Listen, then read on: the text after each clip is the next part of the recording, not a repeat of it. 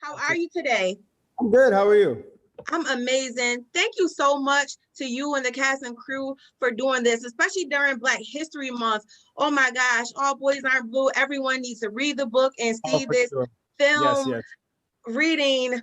I like to call it an experience. It's going to be experience more so than a film reading. Um, please tell me about your role and how did it come about, you being involved in the project? Yeah, so a good friend of mine by the name of Nasir, he's a producer on the project. He asked me about it, and I was like, yes, I already had the book, so I was excited about that. And I was like, is George a part of it? He was like, yes, George is a part of it.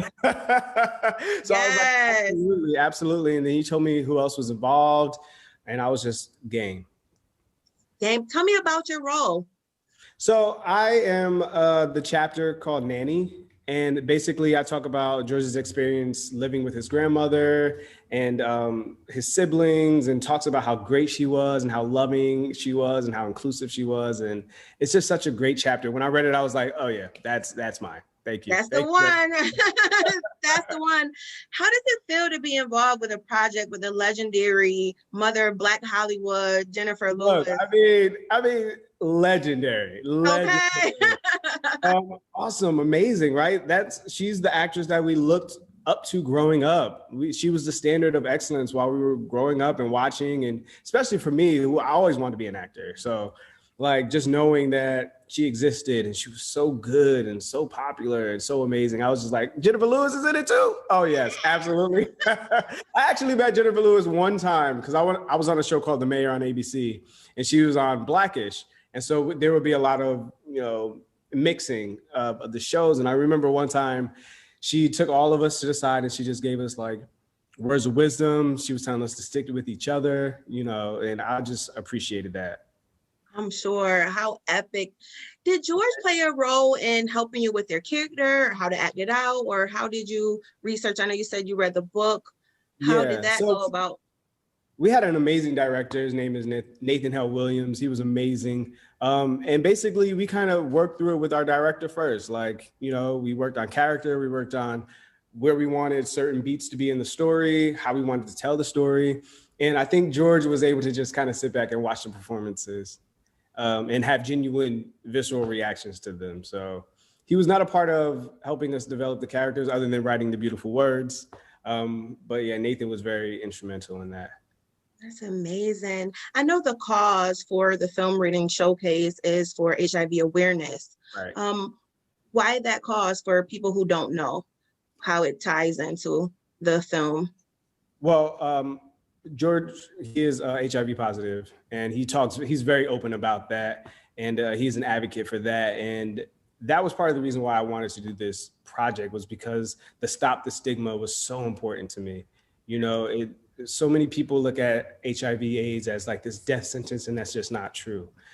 People are living and thriving and being amazing and killing it with HIV, and so that was important for me to be a part of something that's saying that those people are living, not dying. Amen. Yes, Bernard. Thank you for saying that. How did being involved in this project help you personally? How did it make an impact on you?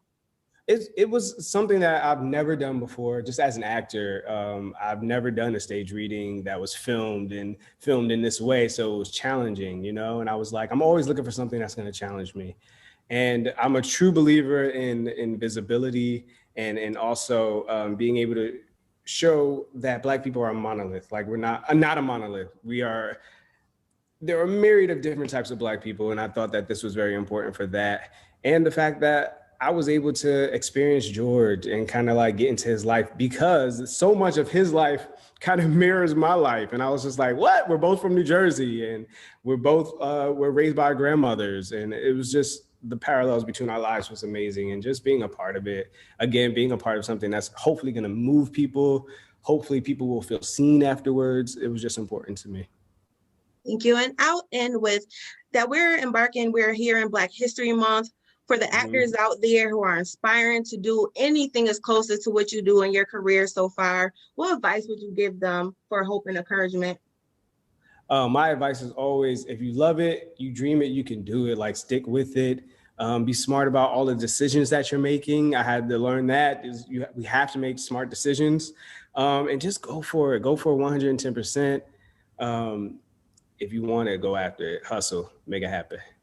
How can people follow you and keep up to date with your career? Yes, I'm on Instagram at Bernard David Jones, and I am on Twitter at Bernard D Jones. All right. And when can we watch All Boys Aren't Blue? Come on, you better be there February 8th at 8 o'clock if you're over there, 5 o'clock if you're over there. Amen. So, thank you, Bernard. Congratulations. God bless you, Black King. Thank you so much. Take care.